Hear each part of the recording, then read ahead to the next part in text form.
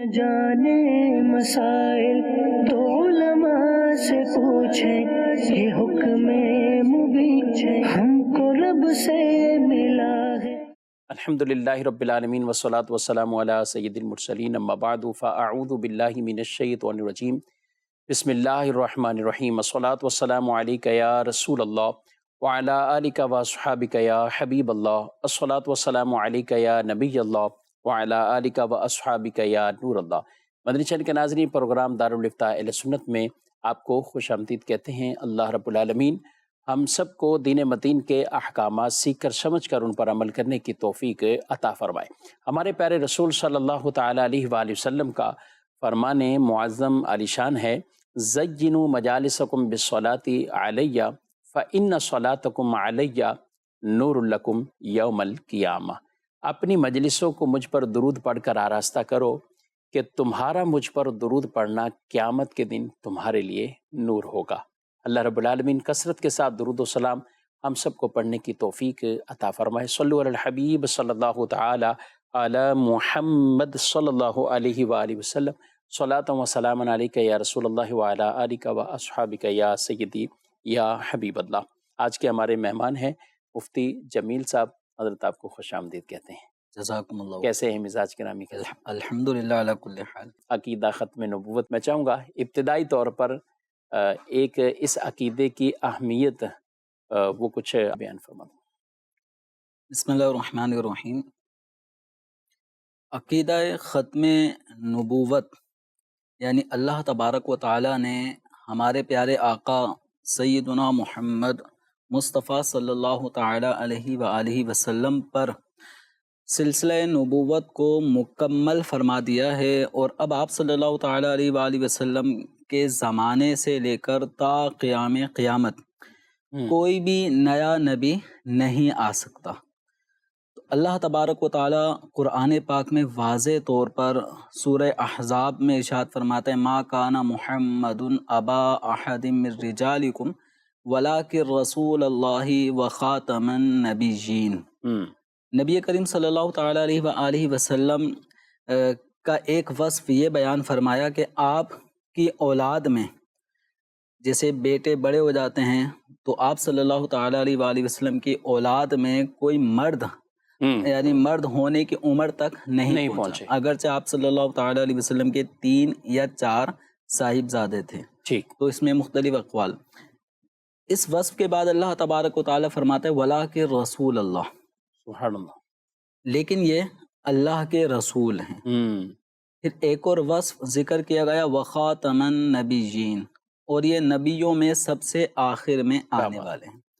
تو نبی کریم صلی اللہ تعالی علیہ وآلہ وسلم پر رسالت بھی مکمل ہوئی، آپ صلی اللہ علیہ وسلم پر نبوت کا سلسلہ بھی مکمل ہوا۔ رسالت کا جو وصف ہے یہ نبوت کے وصف کے مقابلے میں خاص ایک وصف ہے۔ انبیاء کرام علیہم الصلاۃ والسلام کی جو تعداد کم و بیش 1,24,000 انبیاء کرام علیہم الصلاۃ والسلام تشریف لائے ہیں۔ انہی انبیاء کرام میں 313 کی تعداد رسولان اعظام کی ہے۔ ٹھیک ہے،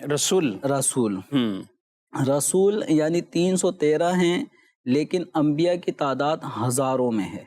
تو اللہ تبارک و تعالی نے قرآن پاک میں نبی کریم صلی اللہ علیہ وسلم کے لیے جو خاتم کا جو لفظ ارشاد فرمایا ہے، اس کو نبیین کے ساتھ ذکر فرمایا، یعنی آپ صلی اللہ تعالی علیہ وآلہ وسلم خاتم النبیین ہیں۔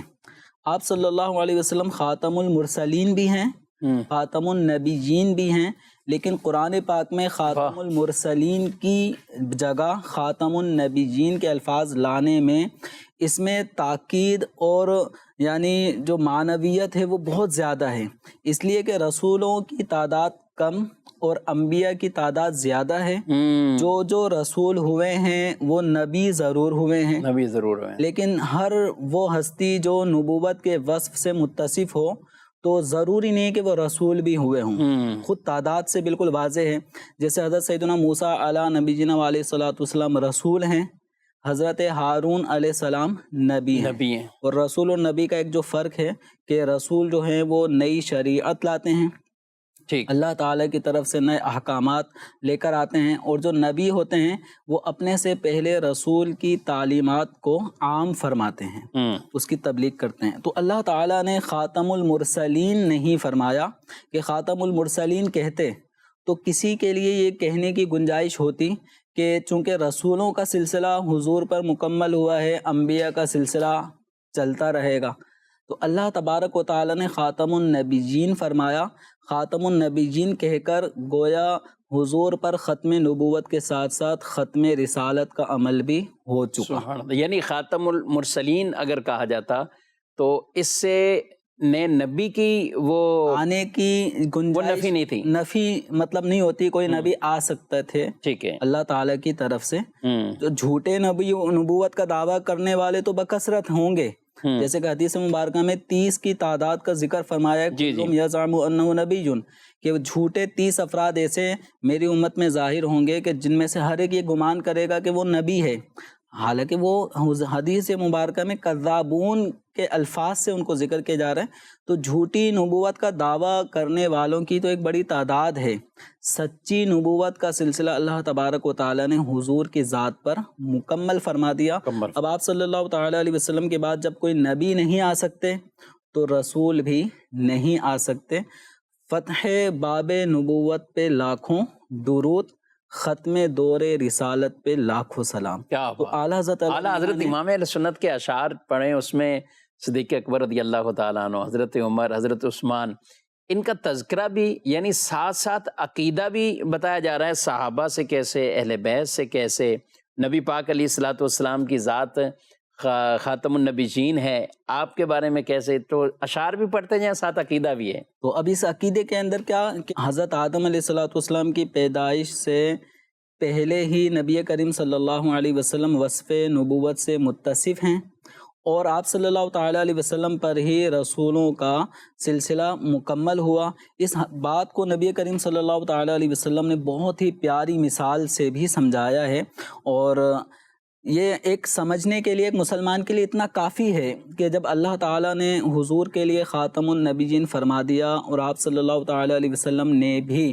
اس لفظ کی مزید وضاحت کرتے ہوئے فرما دیا لا نبی بعدی، اس کے بعد بھی آپ صلی اللہ علیہ وسلم نے اس عقیدے کو اتنا واضح کر کے ایک مثال کے ذریعے سمجھایا، فرمایا کہ میری مثال اور مجھ سے پہلے جو انبیاء کرام تشریف لائے ان کی مثال ایک ایسے شخص کی طرح یوں سمجھیں کہ جس نے ایک بہت ہی خوبصورت سی عمارت بنائی، اس عمارت کو دیکھنے کے لیے لوگ اس عمارت کے چاروں طرف گھوم رہے ہیں، چکر لگا رہے ہیں، اور چکر لگانے کے بعد اس کے حسن میں گم ہیں گویا، لیکن اس پوری عمارت میں ایک جگہ ایسی آ جاتی ہے جہاں پر ایک اینٹ کی جگہ باقی ہے اور اس اینٹ کو ابھی لگایا نہیں ہے، تو لوگ اس عمارت کے حسن کو تعریف کر رہے ہیں، لیکن کہتے ہیں کہ یہاں پر اینٹ لگائی کیوں نہیں، یعنی سارا کام تو کمپلیٹ ہے لیکن ایک اینٹ نہ لگنے کی وجہ سے کام ادھورا ہے۔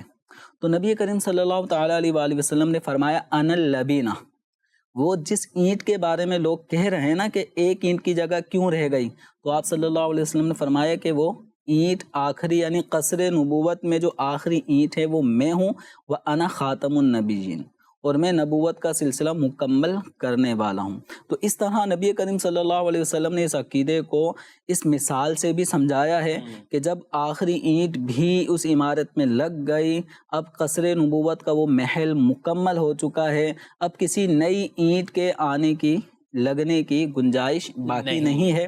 رہا حضرت سیدنا عیسیٰ علیہ نبینا علیہ الصلوۃ والسلام کا تشریف لانا، تو یہ بعض لوگ اس ان کی تشریف آوری کے حوالے سے ایک نئے نبی کے آنے کی گنجائش کا شک شبہ پیدا کرتے ہیں کہ دیکھیں عیسیٰ علیہ السلام بھی تو آئیں گے، تو حضور فرماتے میرے بعد کوئی نبی نہیں، تو عیسیٰ علیہ السلام کیوں تشریف لا رہے ہیں؟ تو یہ عیسیٰ علیہ الصلوۃ والسلام کی تشریف آوری نئے نبی کی حیثیت سے نہیں ہے۔ آپ صلی اللہ تعالیٰ علیہ وسلم نے جو فرمایا لا نبی بعدی، تو نئے نبوت، نئے نبی کی تشریف آوری کے حوالے سے فرمایا کہ اب کوئی نئے نبی نہیں آئیں گے۔ عیسیٰ علیہ الصلوۃ والسلام کو رسالت آپ کو نبوت نبی کریم صلی اللہ علیہ وسلم کی بعثت مبارکہ سے کئی سو سال پہلے آپ کو ملی. آپ اس دنیا میں تشریف لائے اور اللہ تبارک و تعالیٰ نے آپ کو آسمانوں پر اٹھا لیا، اور قرب قیامت حضرت عیسیٰ علی نبینا علیہ صلاۃ والسلام تشریف لائیں گے اور دین اسلام ہی کی ترویج و اشاعت کریں گے، کتاب اللہ قرآن مجید ہی کی تعلیم دیں گے، کعبۃ اللہ شریف ہی کی طرف رخ کر کے نماز پڑھیں گے، شریعت محمدی ہی کی تعلیم دیں گے، یہاں تک کہ عیسیٰ علیہ صلاۃ والسلام کا جب وصال ہوگا تو حضور اکرم صلی اللہ علیہ وسلم کے مزار پر انوار کے اندر اس کمرے میں، اس روضہ شریف میں ایک قبر شریف کی جگہ باقی ہے، تو عیسیٰ علیہ الصلوۃ والسلام کی وہاں پر وہیں آپ مدفون ہوں گے. تو عیسیٰ علیہ الصلوۃ والسلام کا تشریف لانا وہ نئے نبی کی حیثیت سے نہیں ہے. اللہ تعالیٰ جس نبی کو نبی بناتا ہے تو ان سے وصف نبوت کو زائل نہیں فرماتا، وہ اپنے اسی منصب نبوت اور رسالت پر باقی ہیں، رہیں گے، لیکن تعلیم حضور ہی کی شریعت کی دیں گے. ماشاءاللہ ماشاءاللہ، بہت خوبصورت انداز میں آپ نے وضاحت بھی فرمائی.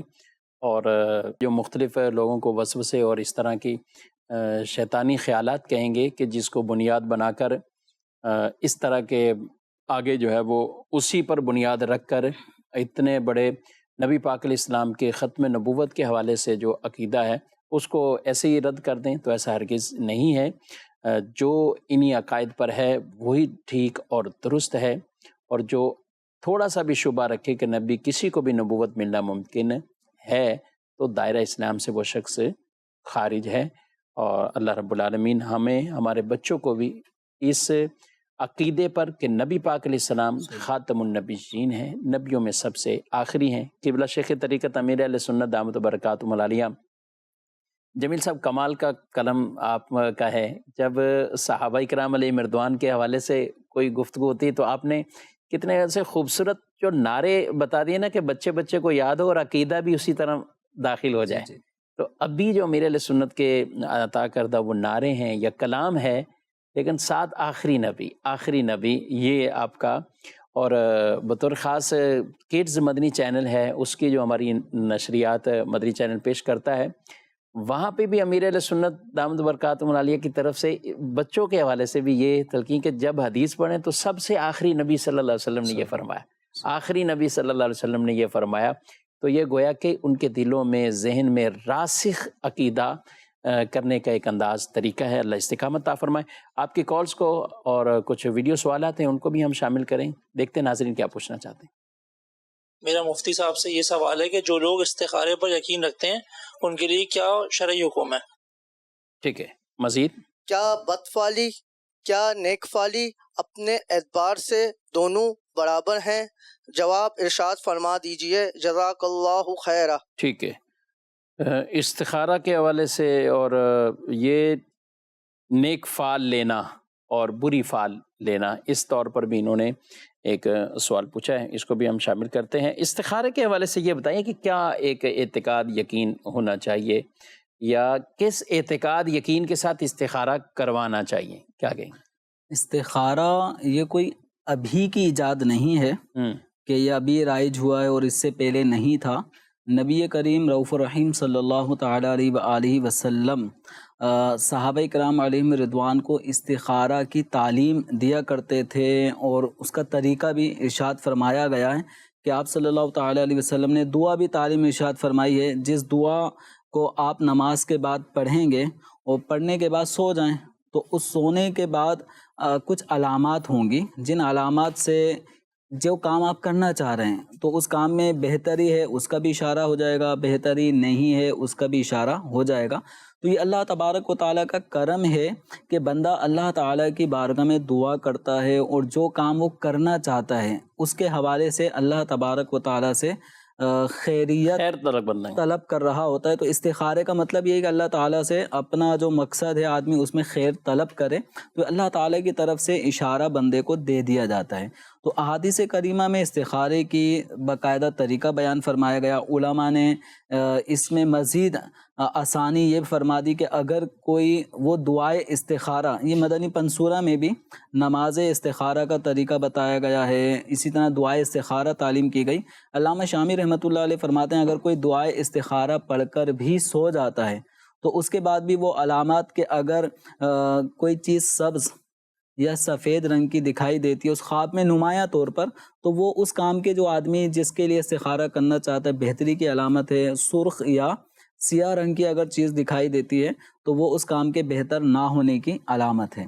اب استخارے کے حوالے سے کہ استخارے پہ یقین رکھنا کیسا، تو دیکھیں استخارہ ایک مستحب عمل ہے، اگر آپ کرنا چاہیں اور اس نیت سے کہ شریعت نے ہمیں اس کی تعلیم دی ہے تو اس تصور کے ساتھ استخارہ کرنا بلا شبہ جائز عمل ہے۔ لیکن اب جو خبر یا اشارہ اس میں آیا اس حوالے سے یقین کر لینا کہ جو مجھے چونکہ سبز چیز نظر آئی ہے، سفید نظر آئی ہے، تو ایسا ہی ہوگا، یہ مجھے فائدہ یعنی یہ کام مجھے میرے حق میں خیر پر ہی مشتمل ہوگا۔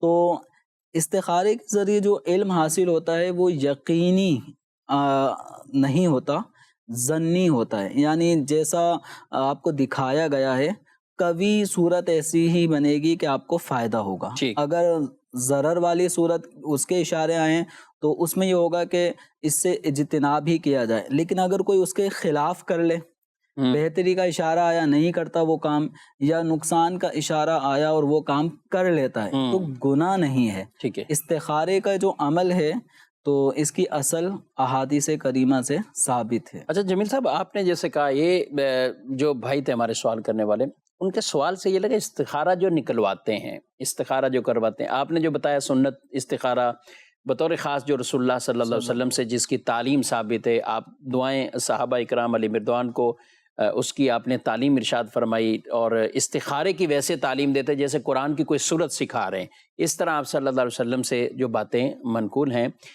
وہ تو نماز کا ہو گیا۔ اب جیسے بیٹھے بیٹھے ٹیلی فون کیا، کہیں سے تسبیح کا استخارہ ہوا، کوئی اپنے مخصوص انداز سے نکالتے ہیں، اس کے انداز اپنے اپنے، اب یہ جو اس نے جواب دیا اس کے جواب کے بارے میں وہ کیا رکھے گا گمان؟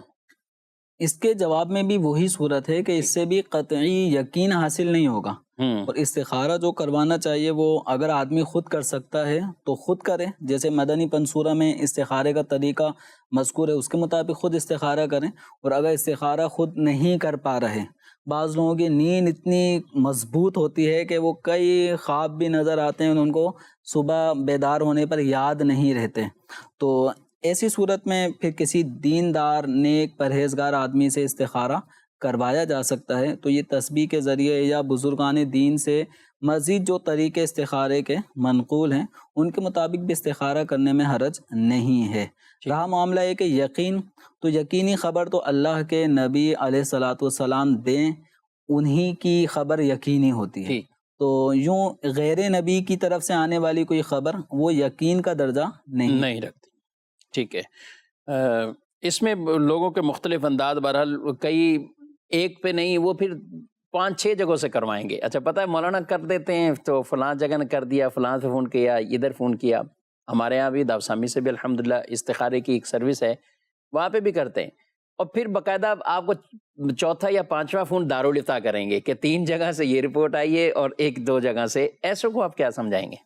دیکھیں استخارے کا مطلب یہ نہیں ہوتا کہ جو میں چاہتا ہوں بس اس کے بارے میں ہاں والی رپورٹ آنی چاہیے، ایسا نہیں ہے۔ استخارے کا مطلب یہ ہے کہ آپ اللہ تبارک و تعالیٰ سے کسی بھی معاملے میں اگر خیر ہے تو اس کا آپ کو اشارہ مل جائے گا، اگر اس کے اندر کوئی برائی ہے، شر ہے، تو اس سے اجتناب کا آپ کو اشارہ مل جاتا ہے۔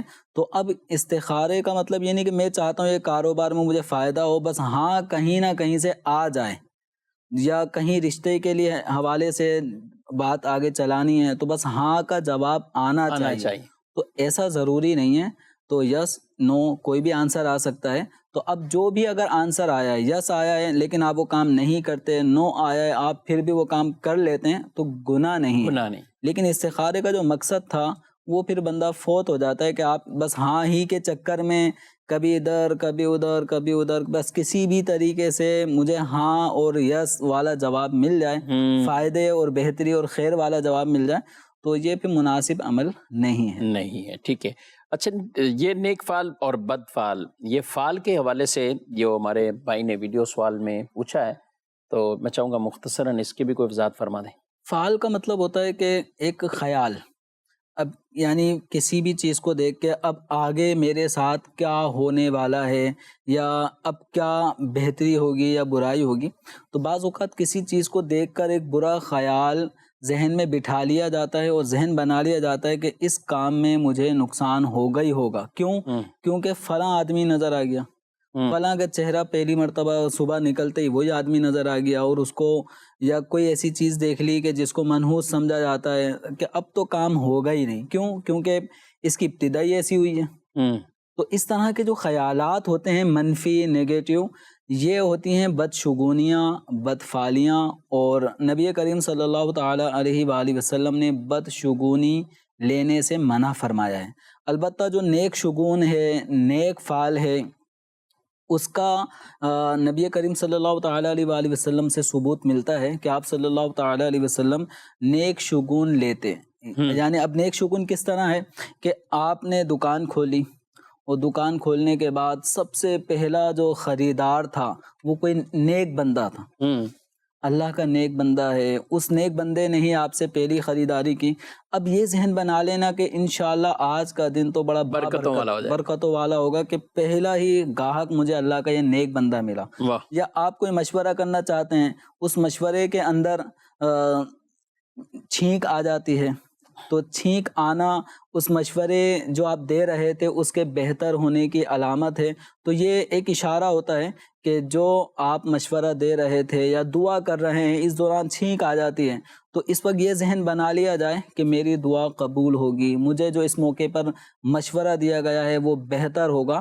تو یا کوئی نیک بندہ کسی عین موقع پر آپ کے سامنے آ جاتا ہے، یا اس کا نام اتنا پیارا ہے جیسے اسعد، سعادت مند، انتہائی سعادت مند، یا سعید ہے، تو اس طرح کے نام والا شخص آپ کے سامنے آ جاتا ہے، تو آپ نے کہا یہ ہم مشورہ کر رہے تھے، سعید نام کی شخصیت بھی آ گیا، تو لہذا بڑی تو سعادت مندی ہے ہماری، آج کا ہمارا یہ مشورہ یا یہ کام بڑا پائے تکمیل کو پہنچے گا۔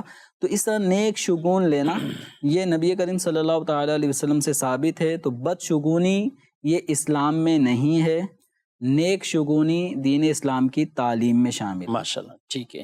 دارالفتاء اہل سنت کا فیس بک پیج اور ویب سائٹ، اسی طرح دارالفتاء اہل سنت کی ایک اپلیکیشن ہے، اس کو اپنے موبائل میں آپ اس کو ڈاؤن لوڈ کر لیجئے ایپ کو، اور اس میں روزمرہ کے الحمدللہ یہ کئی ایسے تحریری طور پر جوابات ویڈیو کی صورت میں یہ اپلوڈ ہوتے ہیں، ویب سائٹ پر بھی ہے۔ دارالفتاء اہل سنت کا جو فیس بک پیج ہے، آفیشیل پیج، اس پر بھی روزانہ تقریباً ایک فتویٰ وہ اپلوڈ ہوتا ہے۔ مزید سوال؟ مفتی صاحب سے عرض ہے کہ قرب قیامت میں حضرت عیسیٰ علیہ السلام کا نزول ہوگا، تو وہ کس حیثیت سے کام کریں گے، ان کا کیا سٹیٹس ہوگا؟ حضرت عیسیٰ علیہ السلام کس حیثیت، آپ نے جواب ابتدان میں دیا، اسٹیٹس ہوگا کس حیثیت سے، کیا کہیں گے آپ ان کو جو انہوں نے سوال کیا؟ عیسیٰ علیہ السلام کی جو حیثیت، جو اللہ تبارک و تعالی نے آپ کو مقام و مرتبہ عطا فرمایا ہے کہ آپ اللہ کے نبی بھی ہیں، اللہ کے رسول ہیں، اور آپ اپنے انہی تمام تر کمالات کے ساتھ ہی دنیا میں تشریف لائیں گے۔ فرق یہ ہوگا کہ نبی کریم صلی اللہ تعالیٰ علیہ وآلہ وسلم کی پیدائش سے پہلے جب عیسیٰ علیہ السلام تشریف لائے تھے تو اس وقت آپ انجیل مقدس کی تعلیم دیتے تھے اور اس کے مطابق امت کو احکام بیان فرماتے تھے۔ اب جب تشریف آوری آپ کی ہوگی، قرب قیامت آپ کی تشریف آوری ہوگی، تو آپ انجیل مقدس کی تعلیم نہیں دیں گے، بلکہ آپ قرآن پاک کی تعلیم دیں گے۔ جو قرآن پاک کے احکامات ہیں وہی بیان فرمائیں گے۔ انجیل کے مطابق آپ علیہ السلام جب نماز پڑھا کرتے تھے تو مسجد اقصی بیت المقدس کی طرف رخ کر کے، وہی آپ کا قبلہ تھا، اسی کی طرف رخ کر کے آپ نماز پڑھتے تھے۔ لیکن اب جب قرب قیامت آپ کی تشریف آوری ہوگی، آپ 5 وقت کی نماز جو اس امت پہ فرض ہے، عیسیٰ علیہ السلام وہ 5 وقت کی نماز ادا فرمائیں گے۔ آپ علیہ السلام جب نماز میں قبلہ رو ہوں گے تو کعبۃ اللہ شریف ہی کی طرف رخ کریں گے، بیت المقدس کی طرف رخ کر کے نماز نہیں پڑھیں گے۔ تو عیسیٰ علیہ السلام اللہ کے نبی، اللہ کے رسول، انہی اوصاف کے ساتھ دنیا میں جلوہ گر ہوں گے۔ ساتھ ہی ساتھ ایک وصف آپ کا ایک اور نمایاں ہوگا کہ آپ رسول اکرم صلی اللہ علیہ وسلم کے سچے نائب کی حیثیت سے دین اسلام کی تبلیغ فرمائیں گے، اور آپ کی تبلیغ سے اہل کتاب کا جو طبقہ اس وقت رہ جائے گا وہ بھی دین اسلام قبول کر لے گا۔ ٹھیک ہے، ماشاءاللہ۔ یہ نبوت کسی نبی سے زائل نہیں، اور جس کو اللہ نے نبوت عطا فرمائی۔ اعلیٰ حضرت امام اہل سنت سے جب یہ سوال ہوا کہ وہ بطور نبی آئیں گے، بطور امتی آئیں گے، اچھا نبی آئیں گے تو پھر نبی ہو کر آئیں تو پھر اپنی دین کی تبلیغ کریں گے، کیا کریں گے؟ تو آپ رحمۃ اللہ تعالی نے بڑے پیارے جوابات جو بڑی ڈیٹیل سے دیا۔ یہ تو واضح عقیدہ بتایا سب سے پہلے کہ نبی سے نبوت اور رسالت، یہ کبھی جو رسول ہیں وہ رسول ہی ہیں، اور جن کو اللہ نے نبی بنایا وہ نبی ہیں، یہ کبھی زائل نہیں ہوگا، یہ ختم نہیں ہوگا، یہ انعام اللہ نے انہیں دیا ہے، یہ رہے گا۔ پھر ساتھ یہ ارشاد فرمایا کہ سارے نبی ویسے حضور علیہ الصلوۃ والسلام کے امتی ہیں، کہ پہلے جتنے بھی انبیاء دنیا میں آئے تو رسول اللہ صلی اللہ علیہ وسلم کی رسالت ان کا اعلان کرتے آئے، یہ کہتے ہیں، تو اس اعتبار سے وہ امتی ہیں۔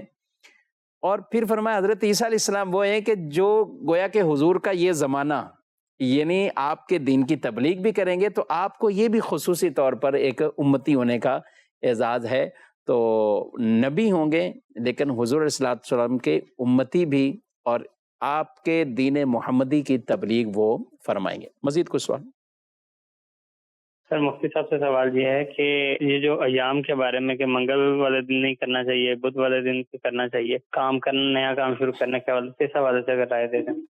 منگل والے دن نہیں کرنا چاہیے، جمیل صاحب دارالتعلیم سنت جب شروع بھی کیا تھا نا تو منگل تھا اس دن، کیا کہیں گے آپ؟